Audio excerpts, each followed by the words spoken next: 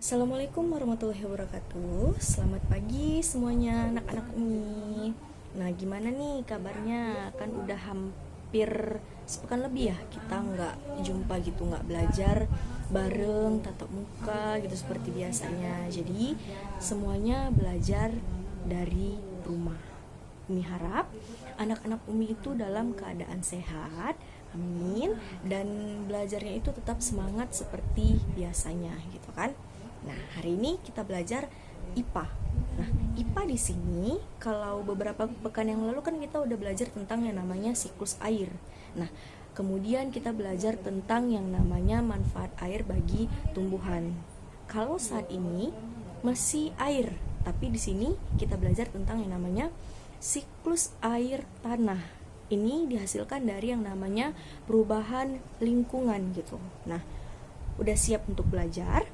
Coba sediakan buku temanya, kemudian buku catatannya, dan perhatikan video yang Umi kasih gitu. Nanti ada soal di akhir, boleh dikerjakan. Nggak boleh, bukan boleh sih, wajib dikerjakan, dan kemudian dikumpulkan nanti Umi koreksi jawabannya. Oke? Selamat belajar. Oke, anak-anak Umi, coba buka buku temanya itu halaman 52, buku tema 8 ya.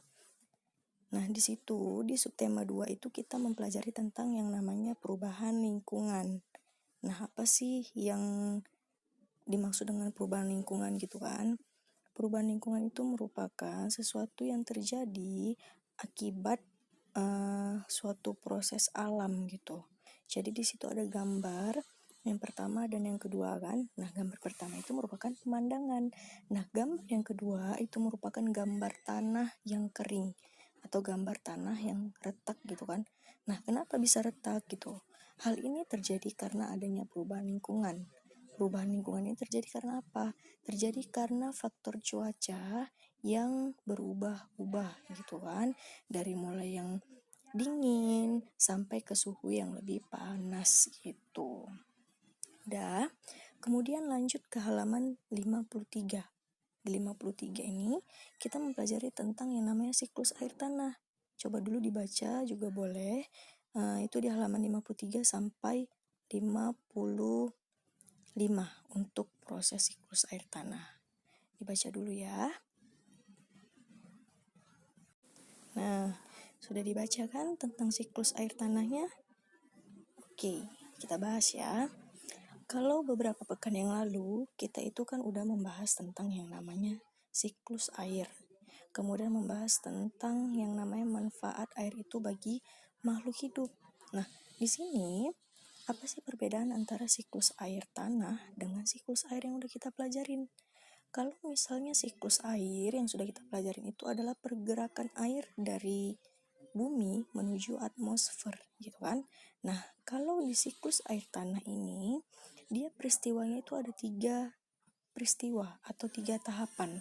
Dimana pertama kali air yang jatuh ke tanah itu dia akan bergerak ke meninggalkan tanah atau bergerak ke atas, biasa disebut juga dengan yang namanya penguapan tadi kan air. Kemudian ketika dia bergerak ke udara, air tadi akan turun lagi ke tanah. Itu dalam bentuk apa? Dalam bentuk yang namanya hujan. Kemudian ketika hujan, air itu akan meresap ke dalam tanah. Nah, ketika air yang meresap ke dalam tanah, di situ air tadi berperan sebagai cadangan air yang selalu ada jika di suatu daerah itu ada peresapan air gitu. Jadi ketika air menguap meninggalkan tanah, dia akan turun lagi kembali dan disimpan di dalam daerah atau peresapan air. Kemudian peristiwa yang ketiga itu adanya hutan. Jadi kalau di bumi ini kan ada hutan gitu kan. Nah, hutan di sini dia sangat penting. Untuk apa? Nah, kalau hutan itu berperan dalam penyimpanan air, di mana yang nantinya akar-akar tumbuhan tadi itu yang ada di hutan dia akan menyerap air yang ada di tanah. Nah, ketika diserap, air tadi kan akan mengalir ke seluruh tubuh tumbuhan. Jadi, pada saat itu tumbuhan tadi juga akan mengalami yang namanya transpirasi atau penguapan yang terjadi pada tumbuhan. Jadi gitu, itu 3 proses siklus air tanah gitu kan. Nah, selanjutnya ada nggak sih faktor yang mempengaruhi air tanah gitu kan, atau siklus air tanah? Ada. Nah, di sini dia ada 3 faktor yang mempengaruhinya. Yang pertama, kegiatan membuka lahan pertanian, kemudian perumahan atau industri dapat mengurangi yang namanya kemampuan tanah dalam menyimpan air. Maksudnya gimana? Nah, jika kita di sini itu membuka lahan pertanian, berarti kita akan salah satunya merusak yang namanya lingkungan, salah satunya tanah gitu kan. Jadi ketika kita rusak itu nggak bisa gitu air tadi meresap ke dalam tanah, kemudian tidak bisa lagi akan terjadi yang namanya penguapan gitu kan. Kemudian terjadinya pembangunan jalan yang menggunakan aspal atau beton. Nah, maksudnya di sini gimana? Nah, kalau di sini bayangkan saja waktu kita misal jalan di atas aspal, kita tumpahkan aja lah air minum yang kita punya, ataupun perhatikan ketika hujan turun, air itu meresap nggak di dalam aspal? Nggak kan? Mereka akan bergerak menuju ke daerah resapan yang lebih kuat gitu, salah satunya adalah tanah gitu. Jadi terus yang ketiga, berkurangnya daerah resapan air mengakibatkan cadangan air di bumi ini semakin menipis. Kenapa bisa gitu kan? Nah, waktu kita belajar tentang yang namanya siklus air itu kan bergerak secara memutar. Jadi dari yang misal diuapkan gitu kan, dia menguap, kemudian akan menjadi pengembunan dan akhirnya dia akan turun yang namanya hujan. Nah, di sini gitu prosesnya sama. Jadi dia yang misal yang diresap itu sedikit, berarti yang menguap itu juga bakal sedikit.